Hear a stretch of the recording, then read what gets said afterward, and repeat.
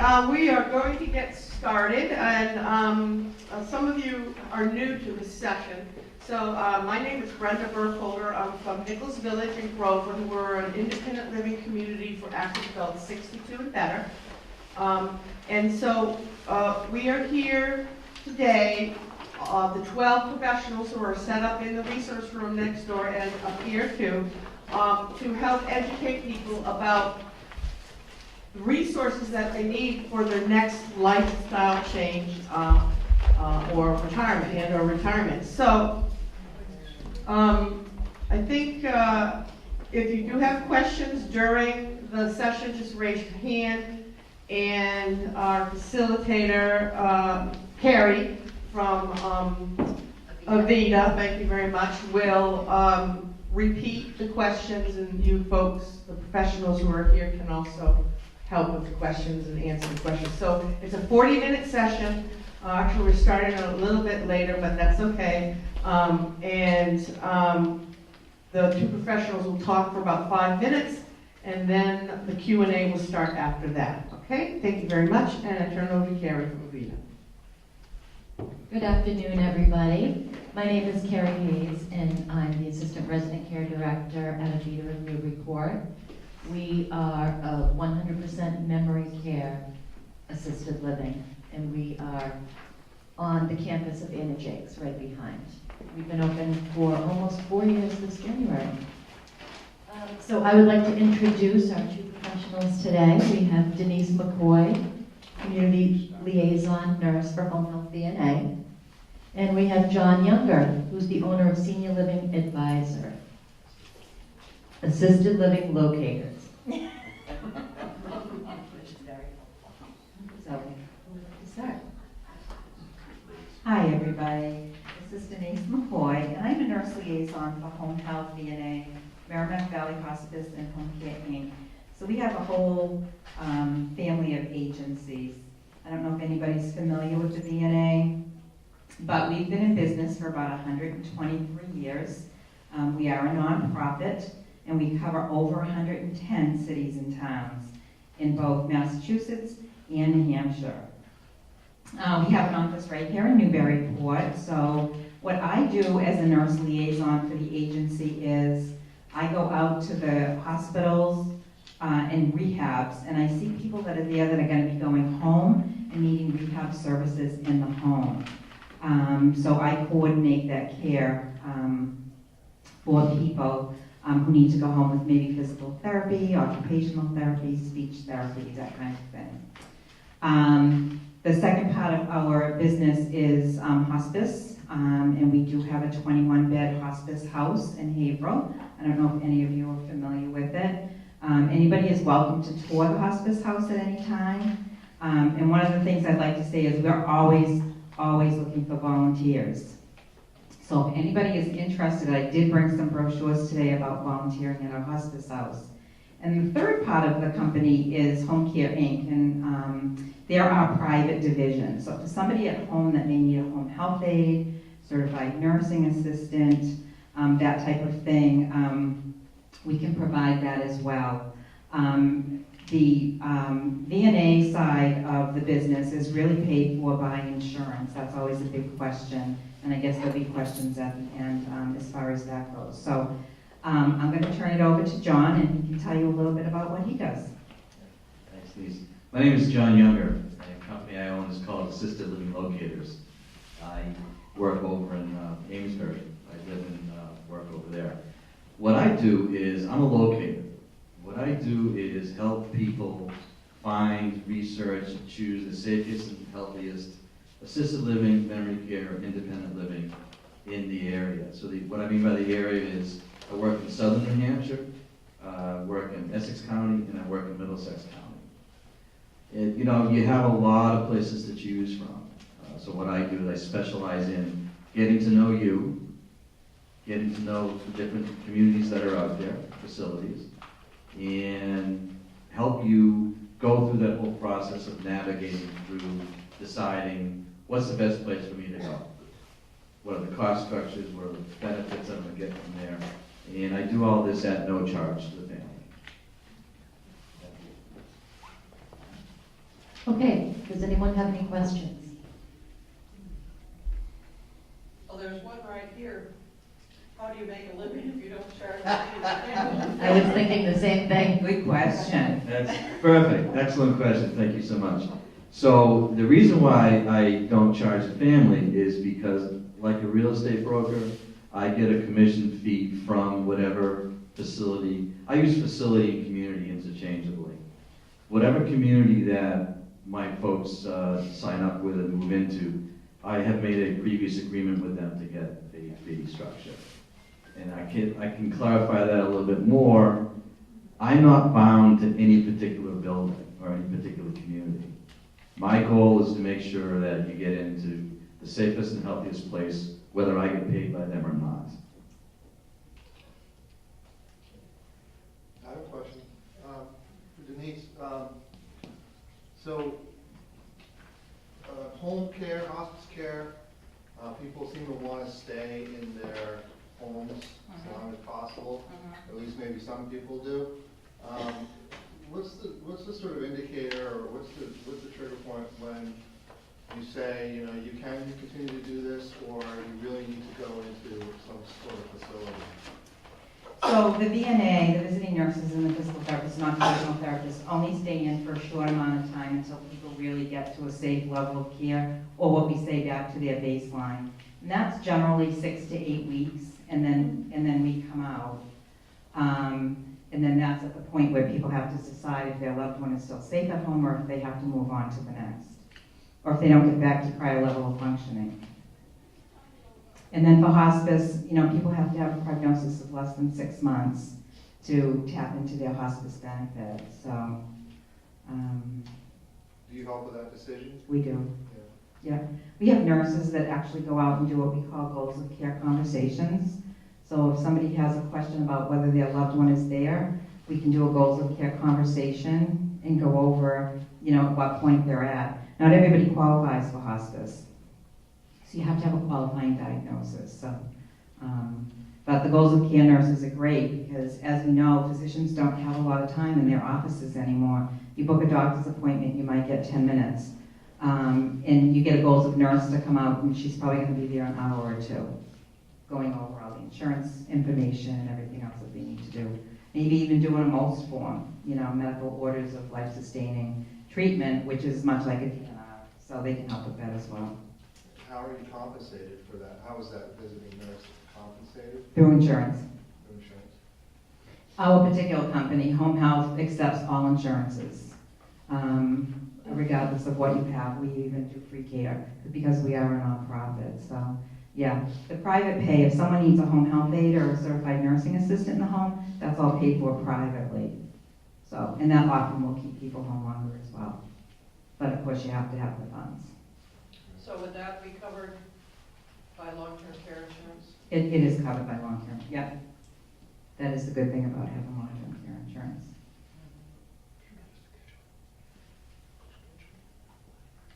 And to get, you know, visiting nurses in the home, it does require a referral from your physician. So your physician has to order the services that they want in the home, and then they pick, you might just need physical therapy. You might need physical therapy and occupational, or you might need all three. The other thing that we provide as an agency is social work.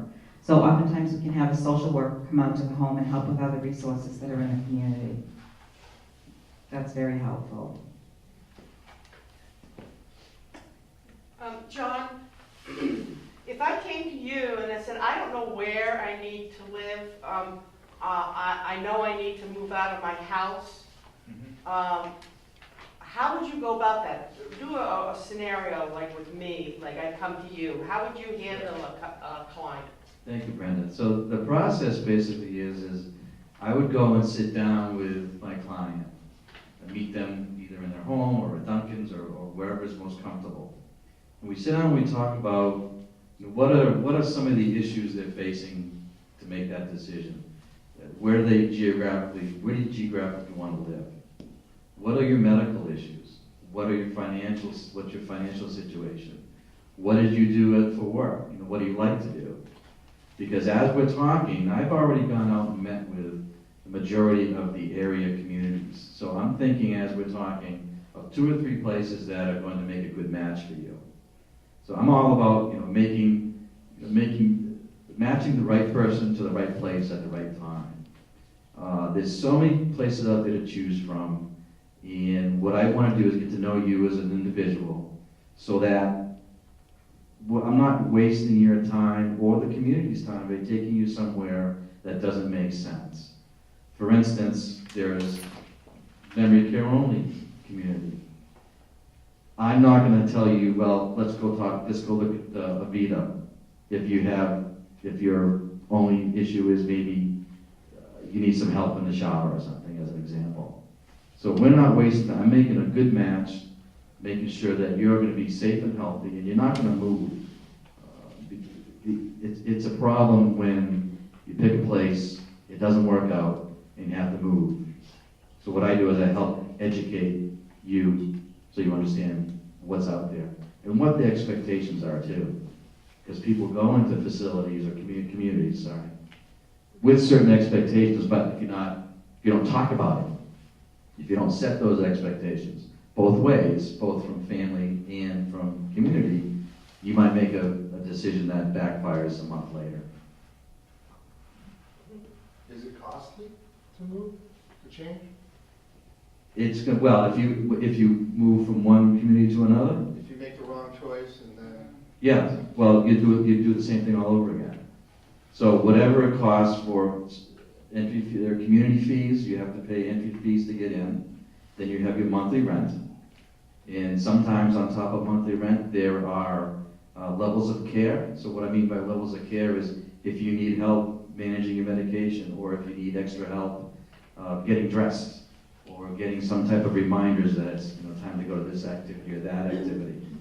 You go through all that process, and a month later, if you're not happy, you've got to go through that process all over again at another place. Pay the community fee, pay your monthly rent, pay the extra care if there is some. Because there are some places that are all-inclusive. They'll just give you here's your price, and it includes all your care.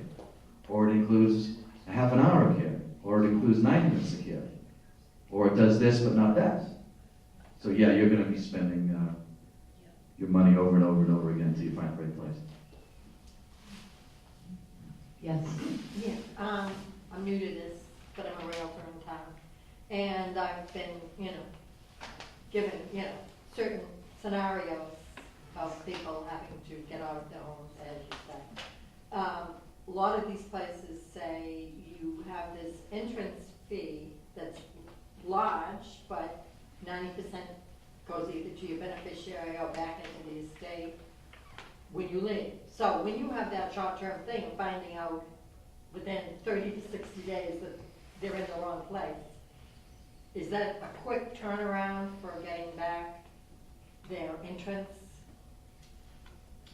You would have to talk with one of those particular Facilities? places, yes. And then they'll all have same answer or a different answer? You would have to talk to one of them. Each place is going to be different, and what you're describing is a different type of independent living. You're talking about a long-term care place, life care, CCRC, continuing care residence community, which are different than the Avitas and the Adrias.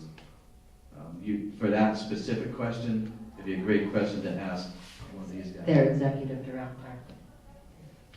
Yes. Another question. How difficult is it to manage the timing of people's moves? Because, we've heard that many of the communities have quite a lengthy waiting list, but if somebody needs to move, earlier, how do you manage that or figure it out? Well, this is why I look at 2 to 3 places. Could you repeat the question, please? Yes, So the question was, if I understood it, is how do you manage waiting lists? Because a lot of people go on a waiting list. How do you manage the timing of going into a community? I always recommend, you get on the waiting list, but I'll find a couple of places that may have a shorter waiting list or no waiting list at all. This is a very fluid type of situation. People are coming and going all the time, one way or another, passing away or moving to a different place. I'm not not sure I'm asking, answering your question. How do you manage that? Yeah, well, I'm just thinking about, what if you sell your, you put your place on the market, it sells, but wherever it is that you want to move, there's no availability at that time. Then what do you suggest that people do in the interim? In the interim, there are short-term leases that you can sign with some of these places that will do 30 days. So you can do that in a 30-day period of time. Most of the places have 30-day, 60-day notice to leave. So if you have to have something in between, you could find one of the communities that will, you can rent it for like 30 days and move in there. Avita, we have a 30-day trial program as well.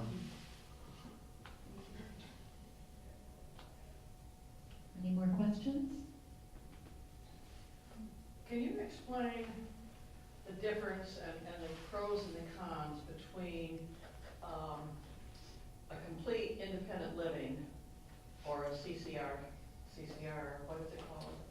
CCRCs, Continuing Care Resident Community. Right, so that has continuing care, like Right. independent to assisted to nursing home, to hospice, to goodbye. As opposed to strictly independent living, it doesn't have that assisted living or nursing home component. What are the pros and cons of those two different types of situations? The pros and cons are pretty much what you just said. If you go into a building that's strictly independent, you're at a level where you're on your own, you're doing your own thing, you're still living large and going out and doing whatever it is that you do and enjoy. But knowing that once you start needing some extra help, you can hire folks to come in and help you at that independent level. So the pro and con is really up to what you're looking for. What about cost? Well, you have different cost structures too. So for what you had just said, so the independent only living community is going to charge you just a monthly rent. Well, there's certainly a cost to buy in. That's with the CCRCs. So you have independent living, which is I'm exactly, talking about an over 55 or over 60 community that is independent living. You can either buy or rent an apartment or a cottage or whatever, but it doesn't have the continuing care community. right. That has a purchase price as well. It's not just a. it's not Right, just a- that's more real estate. I don't work 55 plus communities, because that's more like when you're buying a condo. I'm not talking about condos. I feel I need to step in there a little bit. Yeah. Um, Get your attention. Okay, I know. I tried to stay away, but I couldn't, because, that's who I am. Brenda Burkholder, Nichols Village. Nichols Village is an independent living community. Only. Avita is an assisted living community specializing in memory care. Edgewood is a continuing care retirement community, life care community, life plan community, different ways, but continuing care retirement community, which means they have a whole continuum of care. They have independent, assisted, skilled, and memory care. And yes, John, they're all different. And it's really a personal decision which one you choose. Am I getting at your question? I believe you are. Okay. So we have 4 communities here that are very different, but yet similar. So John helps you locate the best community for you. So John will probably advise you to go and see as many as you can. But you'll know which ones are best because you talked with your client about their needs and wants, finances, all that, how that works. Also, someone asked about cost question. I highly recommend putting it all on paper in one place. The places that you look at, maybe you look at all four, Edgewood, Vida, Nichols Village, and Atria. Put it on paper, cost, what they provide, checklists, do they have certain amenities? Do they include meals? Also look at what it costs in your own home. Maybe you want to stay in your own home. People do that. And if you stay in your own home, you could hire Home Health VNA to come in and help you with your home care needs. Or maybe you want to go to Avita. Well, Avita, at that point, memory issues. We have cognitive impairment as well. So we have a wide variety of memory care, from some cognitive impairment all the way to, Alzheimer's and full dementia. And as far as knowing when, I think it's best to be proactive and to look at what your diagnoses are, or what your loved ones are, what their needs will be in the upcoming years. And especially with memory care, the more you move somebody, the more they lose each time. So It's a stress. It's So- stressful to move. It's very stressful. So I think, especially with memory care, it's nice to get them into a community where they can come in and enjoy all that we have to offer. All of the great programs, the outings and all of that. It's wonderful. And then there's some facilities, like you said, that have assisted living and memory care. Atria up the street has that as well, so. And I think it's great that you help people find that. Thank you.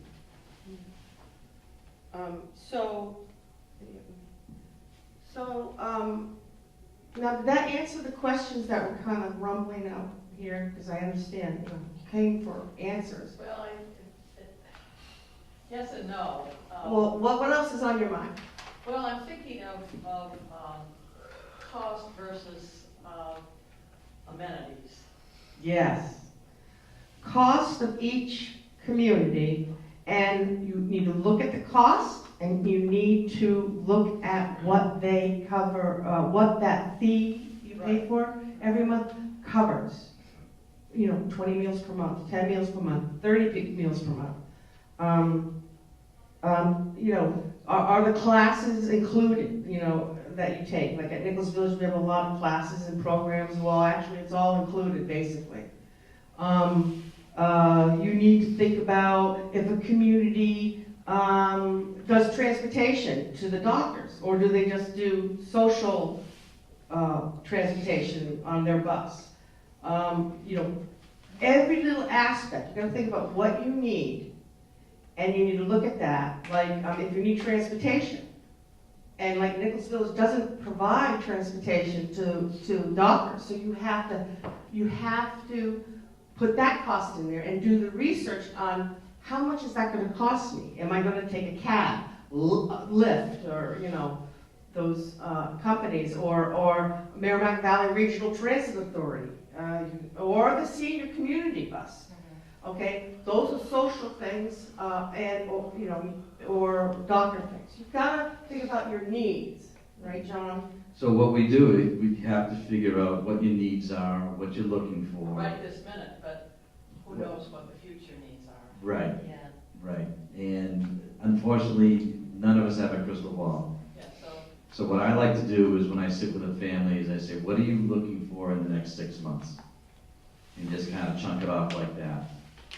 Because we don't have that crystal ball, and that's a tough one.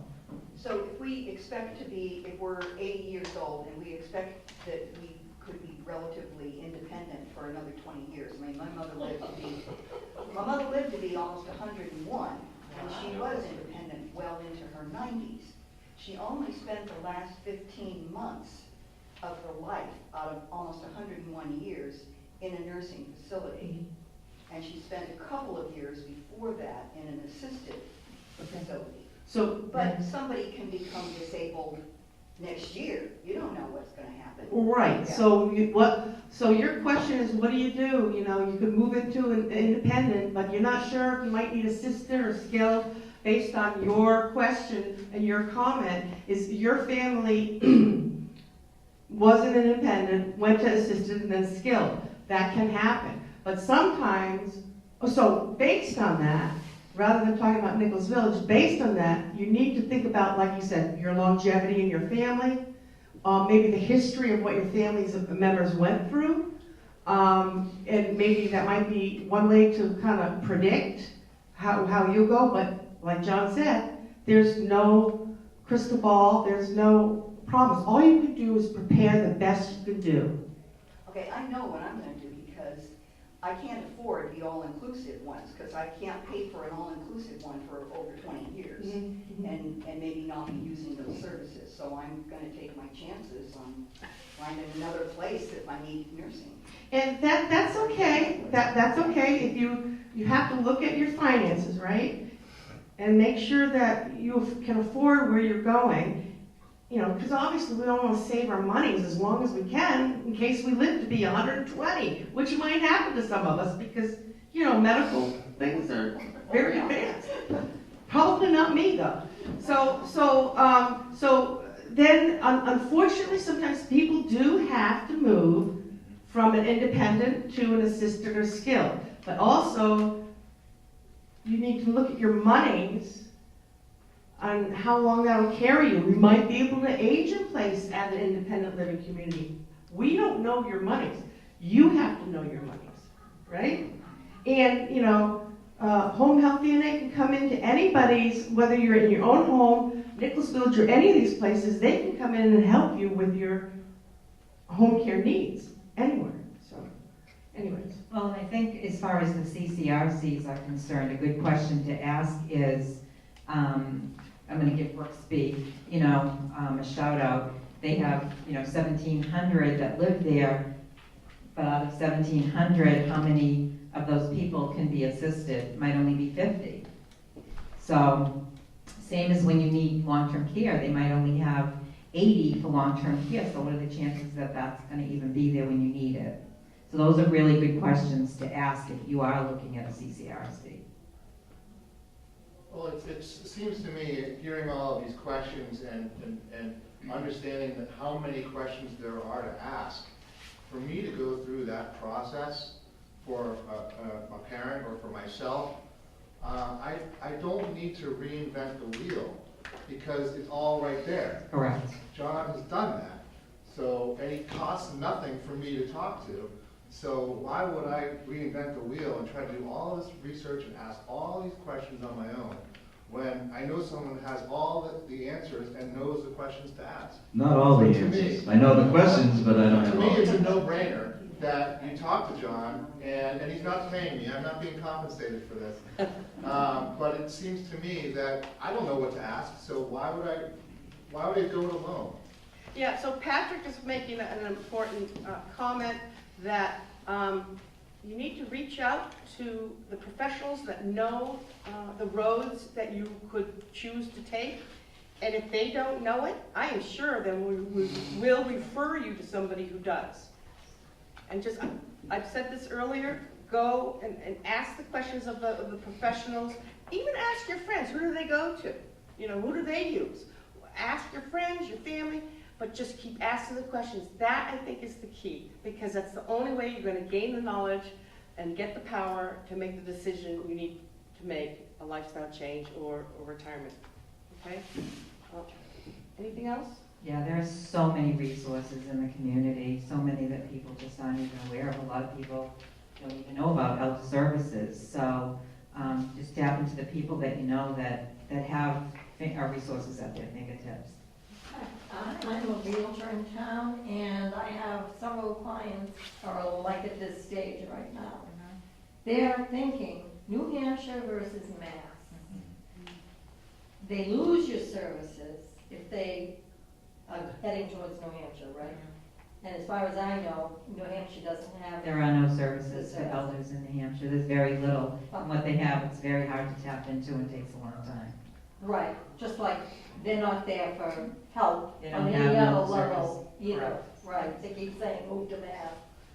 I tell my parents to stay in Mass. Okay, John? We'll need to set something. Go up. shopping in Of New course. Hampshire, but stay living in Mass. Right, You'll so- get way more help, Yeah. absolutely. You don't have the great support services that we have in Massachusetts, but there are differences in assisted livings in Massachusetts as opposed to assisted living in New Hampshire. Assisted living in New Hampshire, you have nursing 24 hours a day. Essentially, what I tell people in New Hampshire, a nurse can be a nurse. And in Massachusetts, a nurse cannot be a nurse. So there's, no sticks or pricks in Massachusetts, no diabetes shots, no, you have to hire. We have Folks that VNA come in. come in, yes. So at Avita, we're a social model. We do have nursing, 8 a.m. to 8 p.m., and we're on call to triage things through the night. But as far as nursing actual needs, we call on home health VNA. Yeah, you really have to do your homework. Especially up here, because we're on the border. Yeah. So that's why I work in both places, because of those certification differences. Any other final questions for this group? Okay. Thank you. Oh, thank you, Thank everybody. you very much. Yeah, so please, take 15 minutes to hang out, food, go next door, check out the resources, and come back at 12:45 for our last session, the Seniors Real Estate Specialist and Professional Move Manager. Thank you very much.